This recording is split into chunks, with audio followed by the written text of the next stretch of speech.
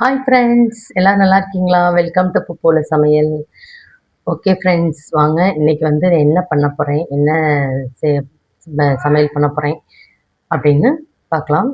Okay friends, வாங்க இப்போ நம்ம வீடியோக்குள்ளே போகலாம்.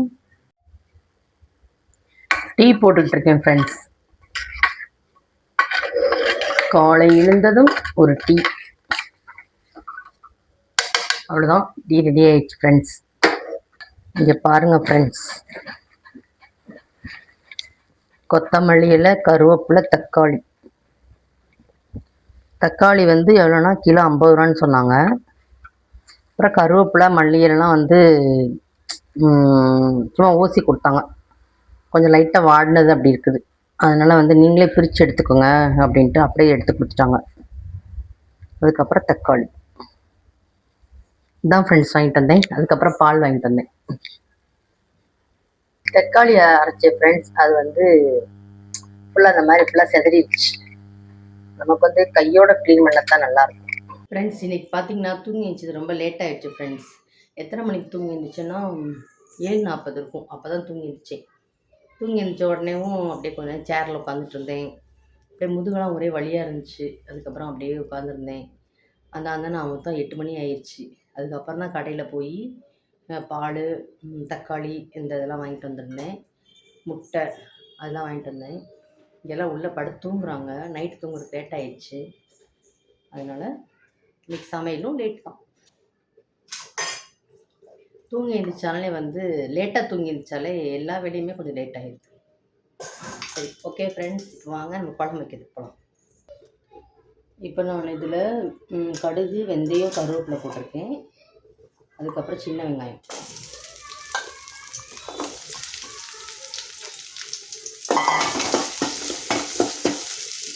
போட்டு நல்லா வதக்கிக்கலாம் ஃப்ரெண்ட்ஸ்.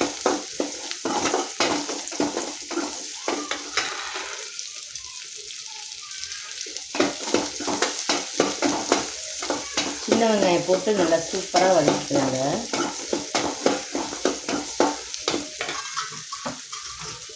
இதை வந்து நம்ம தக்காளி போட்டுக்கலாம் ஃப்ரெண்ட்ஸ்.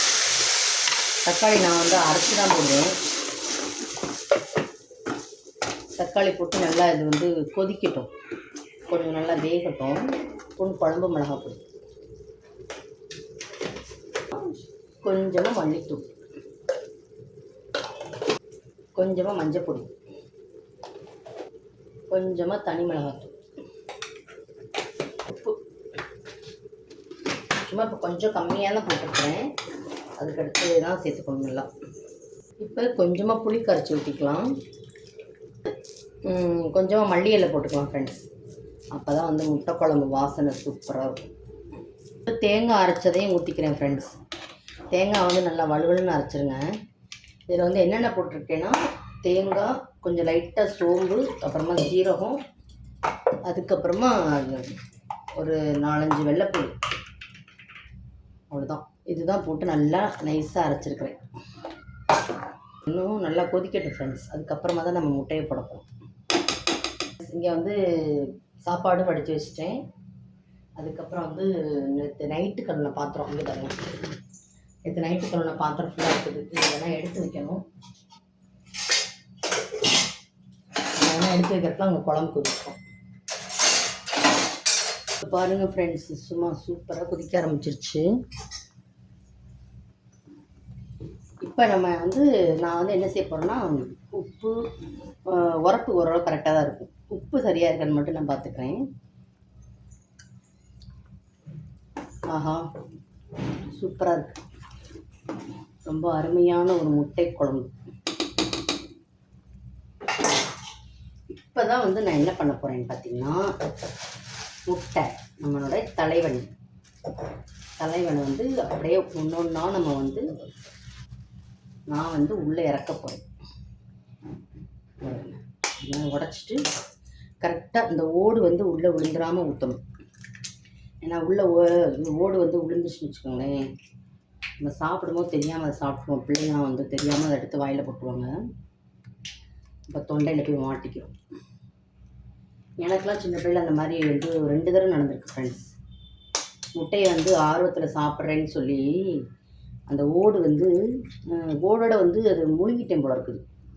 தொண்டையில் குத்துன்னு எங்கள் அம்மாவை போட்டு படுத்திட்டு அன்னைக்கு ஒரு நாள் ஃபுல்லாக. எங்கள் அம்மாவும் வாழைப்பழம் கொடுக்குறாங்க, அதுவும் கேட்கல. அப்புறமா அந்த சுடுசோறு இருக்குது பார்த்தீங்களா, அதை வந்து கையில் இப்படி நல்லா உருட்டி கொடுப்பாங்க. குழம்புலாம் எதுவும் இல்லாமல் வெறும் சாதம் மட்டும். இந்த வந்தேன் ஃப்ரெண்ட்ஸ், ஒரு நிமிஷம். எங்கள் அம்மாவும் அந்த சுட்டு சாதத்தை நல்லா பிசைஞ்சு எனக்கு வந்து கொடுக்குறாங்க கையில். அப்படியே முழுங்கு உள்ளே சிக்கிட்டு இருந்தாலும் அப்படியே இறங்கிரும் அப்படின்னு. நானும் முழுங்குறேன், முழுங்க சாப்பாடு தான் உள்ளே போயிட்டுருக்கு. ஆனால் தொண்டையில் இந்த பக்கம் போய் நல்லா நின்றுச்சு. அதுக்கப்புறம் எப்படியோ 2-3 டைம் அன்றைக்கி ஃபுல்லாகவே வந்து வாழைப்பழம் தான் நான் சாப்பிட்டேன். இந்த வெள்ளை சாதம் இருக்குது பாருங்கள், உருட்டி கையில் கொடுத்தாங்கன்னு சொன்னேன் பாருங்கள், அதுதான் அன்றைக்கி ஃபுல்லாகவே சாப்பிட்டேன். அதுலேருந்து எங்கள் அம்மா முட்டை குழம்பு வைக்கணும் அப்படின்னா, அம்மா பார்த்து வைங்கன்னு இதை தான் நான் சொல்லிகிட்டே இருப்பேன். சரி வாங்க ஃப்ரெண்ட்ஸ், இப்போ வந்து குழம்பு கொதிக்குது. நான் வந்து 5 முட்டை போட்டிருக்கேன். நாங்கள் இருக்கிறது 4 பேர். அப்புறம் இடையில யாரோ ஒருத்தர் வந்து எனக்கு இன்னொரு முட்டை வேணும் அப்படின்னு கேட்பாங்க. அதனால தான் எக்ஸ்ட்ரா ஒரு முட்டை 5 முட்டையாக போட்டிருக்கேன் நான். இப்போ வந்து பாருங்கள் அந்த முட்டை குழம்பு எப்படி வெந்துட்டுருக்குதுன்னு பார்த்தீங்களா ஃப்ரெண்ட்ஸ், சூப்பராக கொதிச்சுக்கிட்டு இருக்கு பாருங்கள். இதை வந்து நம்ம அப்படியே தட்டை வச்சு மூடி வச்சுருவோம். ஒரு 10 நிமிஷம் கழிச்சு பார்க்கலாம். ஹஸ்பண்டுக்காக டீ ஃப்ரெண்ட்ஸ். நான் அப்போதே குடிச்சிட்டேன், அவங்களாம் இப்போ தான் தூங்கி எழுந்திருக்காங்க. நம்மளோட முட்டை குழம்பை வந்து திறந்து பார்க்கணும் ஃப்ரெண்ட்ஸ்.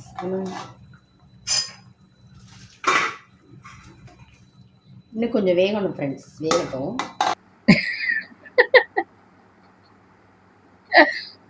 ஃப்ரெண்ட்ஸ், இன்னைக்கு முட்டை குழம்பு வந்து எங்கள் வீட்டுக்காரர் தான் வைக்க போகிறாரு. இல்லைங்க, நீங்கள் தான் வைக்க போகிறா. அந்த செவத்தில் முட்டை வைக்கிறேன். அதெல்லாம் இல்லை, வீடியோவில் சொல்லியாச்சு. ஓகே ஃப்ரெண்ட்ஸ், வாங்க. இப்போ வந்து நமக்கு குழம்பு ரெடியாக இருக்கும் பாருங்க, சூப்பராக ரெடி ஆயிடுச்சு. செம்மையான முட்டை குழம்பு தயார். அவ்வளோதான் ஃப்ரெண்ட்ஸ், அடுப்பு ஆஃப் பண்ணிட வேண்டியதான். ஓகே ஃப்ரெண்ட்ஸ், இப்போ வந்து சாப்பாடு எல்லாமே சமைச்சு முடிச்சிட்டேன். பாருங்கள், முட்டை குழம்பு வச்சுட்டேன் பார்த்தீங்களா. அப்புறம் பாருங்கள், காலைல சாப்பிட்றதுக்கு கடலை சட்னி அரைச்சேன். அப்புறம் அதுலேயே வந்து கொஞ்சம் துவையல் மாதிரி எடுத்து வச்சிட்டேன் மத்தியானத்துக்கு. ஏன் தெரியுமா, தேங்காய் சட்னி அரைக்கலான்ட்டு தான் வந்து தேங்காய் வெட்டி போட்டேன். கடைசிக்கு பார்த்தா பொரியலை தீர்ந்து போச்சு. அதெல்லாம் கொஞ்சம் கடலைப்பருப்பு வறுத்து போட்டு கடலை சட்னி மாதிரி அரைச்சிட்டேன். இந்த சட்னியும் அரைச்சி ரொம்ப நாள் ஆச்சு, அதனால தான் இதுவும் அரைச்சிட்டேன். அதுக்கப்புறமா முருங்கைக்கீரை பொரியல் பண்ணிட்டேன்.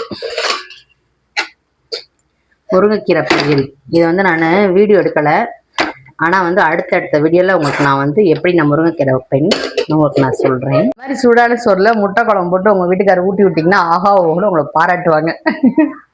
நிஜமாக நீங்கள் ட்ரை பண்ணி பாருங்கள். ஓகே ஃப்ரெண்ட்ஸ், இந்த வீடியோவை நம்ம இதோட முடிச்சுக்கலாம்.